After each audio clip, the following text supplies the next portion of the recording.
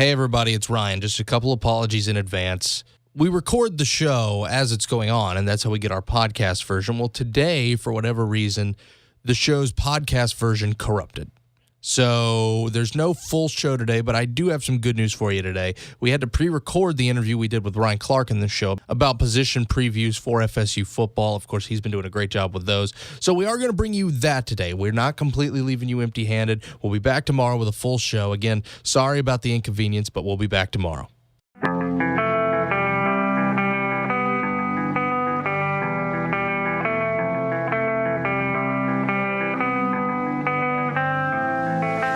Drifting like it's 1974, dressing like the Rolling Stones. Welcome back to Wake Up War Chant 97.9 ESPN Radio, brought to you by your friends at For the Table, Madison Social, Central, and Township. Position previews, just another reason that you tend to think football season's right around the corner. Of course, now that we know Jimbo's speaking to the media on August 1st, we know that it is right here. Nobody knows that better than the lead beat writer of warchant.com, who's been heading up our position previews on the website, Mr. Ryan Clark, who joins us on the phone line. Ryan, what's up, bud?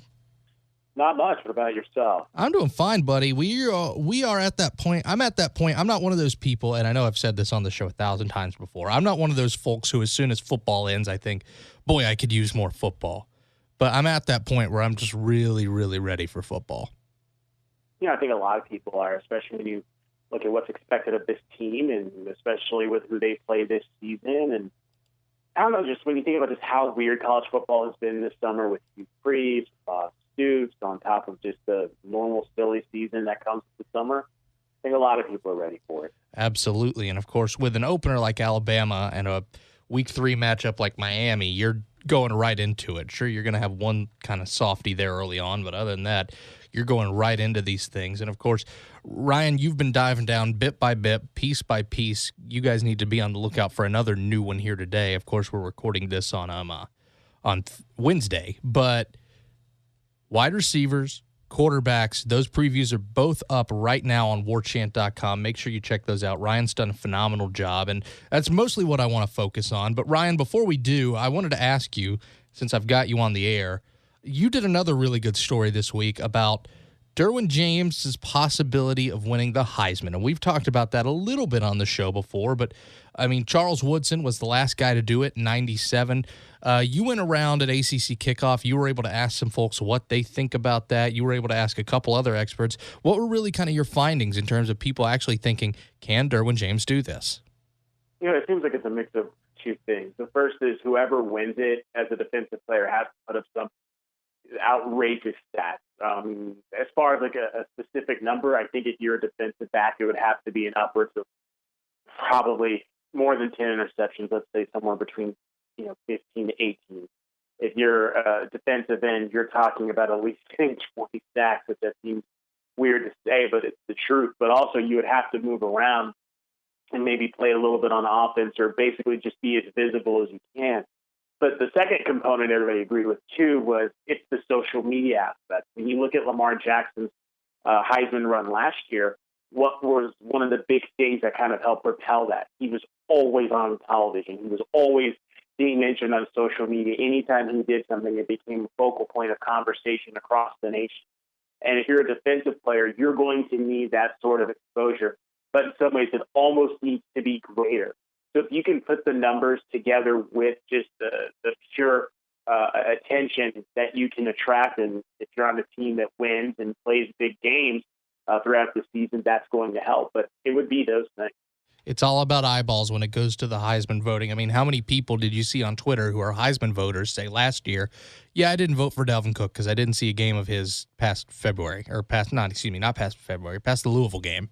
After, week 4 or 5, I checked out, and that's kind of how people are. You have to stay in the spotlight, and you have to stay in the center of attention. Well, it's that, but also, too, you have to hope that whoever's doing the voting is paying attention, because I won't say where this was, but there was a place I once worked where I worked with 2 people who were Heisman voters. And it was like week 12, 13 into the season, and they were like, who should I vote for? Like, as in, you need help figuring out who to vote for? No, as in, I haven't watched anybody. So does Ndamukong Suh make sense? Because I keep hearing about him. He's the best player in America. Not everybody's like that, but you have enough people who are that make so. So why do you have a Heisman vote? So it's it's an imperfect science, but it's the way it is. Finally, let's jump on over to your position previews, and we'll start with quarterback, because Drew and I got in a little bit of a conversation about that on yesterday's show, Ryan, and that, DeAndre Francois is one tough cookie, and he took a lot of hits again and again and again and again last year, kept going back up, kept getting back in, and occasionally when he did have to go down, Sean McGuire, of course, did a serviceable job. There were times where he didn't quite look as good as he looked in 2015, but he did what was needed of him, and that safety net is gone. If you're Florida State, sure, you've got the numbers, and you've got four guys you feel that you can play with, but you really don't feel comfortable with three of them. You don't, and I mean, look, there's going to be focus on J.J. Cosentino going in fall camp, and it's weird because for so long people are so used to who's going to win the battle at quarterback, but it's now a matter of who's going to be number two. And with J.J. Cosentino, there's a lot he needs to prove. He needs to show that, what happened against Houston in the Peach Bowl, what happened last year whenever he got in mop-up duty and didn't look his best. That, these are just things that, they were lapses. This isn't exactly what he is as a player. If he can improve upon that, then Jimbo Fisher has to feel maybe a little bit more comfort. Maybe not as much as when you had Sean McGuire, because at least with McGuire, he had experience. He knew the ins and outs of the system. It's just he was beat out by someone who was better in Francois. Whereas now, if J.J. Cosentino doesn't win that job, or at least doesn't give Fisher the confidence in thinking that he's ready for that responsibility, then you're left to one of three options. The first being walk-on Jake Rizzo, which, we didn't see much of him at all last year. In fact, I don't think we really heard much of him in the spring, whereas the spring before we did. And then you have two freshmen in James Blackman and Bailey Hockman. Look, Hockman was on campus during spring, won a 7 early enroll league. There's some things he liked, but again, you're talking about a freshman and a Jimbo Fisher offense. And the second thing with Blackman is, while he didn't go to spring, there's a lot of potential, but there's still a lot that needs to be done for both those guys. It would be very, very against what Jimbo Fisher has done if he all of a sudden put a true freshman as his backup. But then again, this whole thing, I know we discussed this before, but it really starts and ends with the Malik Henry situation. If Malik Henry doesn't get in trouble, there's your backup. There's someone who's spent a year learning the system that you feel comfortable with. But because of what happened with him, you're now looking at J.J. Cosentino, a walk-on or two true freshmen. Well, it's also, if whatever happens to DeAndre Johnson doesn't happen as well. I mean, that's true. There's been a big domino effect that's kind of led Florida State quarterbacks to where they are now. And, when it goes back to starting one of those two freshmen, here's what I'll say. If Jameis Winston wasn't ready to start as a true freshman in Jimbo Fisher's offense, it's no offense to Hockman or Blackman, but I don't think they are either. Well, I mean, to me, it doesn't matter if it's Winston or if it's not. I think it's just simple. This has been the method he's chosen. There's a reason he's chosen this method. It's proven success with guys going in the first round, teams winning, ACC and national titles, going to New Year's Six games. I mean, it's a proven formula. And to kind of go against that, it would just really signal just kind of how things went awry with how they plan for the future. Moving over to wide receiver now, I feel like it's kind of the opposite problem. There's a lot of numbers for quarterbacks, but you don't exactly feel comfortable with any of them except one. There aren't a lot of numbers for the wide receivers, but the couple that you like a lot. I mean, you have to. Look, Nyquan Murray and Auden Tate did a lot in the second half of last year to make people go, okay, does FSU finally have the all-around threat who can go vertical, go underneath, create mismatches like Nyquan Murray? And off of what we saw, it appears so. With Auden Tate, could he be the answer that everybody's been looking for in the question of, is he the next Kelvin Benjamin in terms of being that big physical receiver? Again, they have, I think, a combined 4 or 6 career starts, but off of what you've seen from half a season, there's reason to feel comfort. Now, the real question becomes, who's the third receiver? So you have Keith Gavin, who didn't catch a pass at all last year, but his 66-yard return against Michigan in the 9 minutes of that Orange Bowl is what really made people excited. And plus, we've heard Fisher and receivers coach Lawrence Stockton speak highly of him. Then you have George Campbell, who Fisher says at ACC kickoff, he doesn't know when he's going to fully recover from this core injury and how much it will keep him out of fall. But yet, at Lift for Life, here he is moving tires and being as active as everybody. So who knows there? And then your third option is Devontae Phillips, which, look, based off of what we see in drills, he might have the best hands on the team, but there is a question as to how well he can run routes. And then, yes, you've got a freshman in Tamori Terry that people are kind of wondering about. Is DJ Matthews a freshman from Jacksonville? Does he factor in all this? There's a lot of questions as far as who's going to fill that number 3 spot at wide receiver. And beyond that, in terms of passing game, you found out something about the Florida State tight ends that really, when I stepped back, I just kind of went, wow. Yeah, it's nuts. You think about what the tight ends have done in the last 2 seasons at FSU. Their numbers put together are akin to what Nick O'Leary did in his final season at FSU.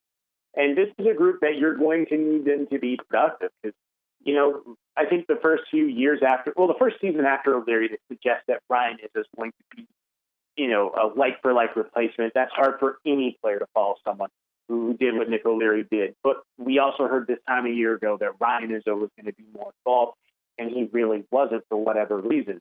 This year, not only do you have a year of experience with Izzo, but you've also got someone named Nathan Saunders. So whenever we've seen him, you can just definitely see the physical growth, and he looks like he's poised for a big season. They've also got guys like Nazir Upshur, who's a possibility, Trey Kitty, who's 6'4", and a former wide receiver, an incoming freshman at tight end. Alexander Marshall, 6'7", 280.